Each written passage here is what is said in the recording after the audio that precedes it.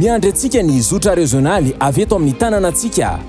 Bongolava plus mampitoy isan'andro ny tsiroano mandidy sy Antananarivo, misy fiangana isaky ny ora roa ka ho aneto tsiroano mandidy dia toy izao manaraka izao. Isan'andro amin'ny 2 maraina, amin'ny 4 maraina, amin'ny 7 maraina, amin'ny 10 maraina ary amin'ny 12 ora atoandro. Ny tolakandro kosa amin'ny 2 sy amin'ny 4 ora hariva. Ny fiangana ho an'Antananarivo amin'ny 4 maraina, amin'ny 20 maraina, amin'ny 10 maraina ary amin'ny 12 atoandro. Ny tolakandro kosa amin'ny 4 sy amin'ny 9 ora hariva. Toerana ahitana ny Bongolava plus ho aneto tsiroano mandidy. Eo tsara lalàna ampitan'ny restaurant Fikaliana. Ary ho an'Antananarivo kosa eo Anosy-be akaiky ny dalamby sy ny arrêt bus Merci Atosika. Bongolava plus fiara ahitana wifi géolocalisé mpamily efa zadrara. Filan-kevitra 033 20 940 45.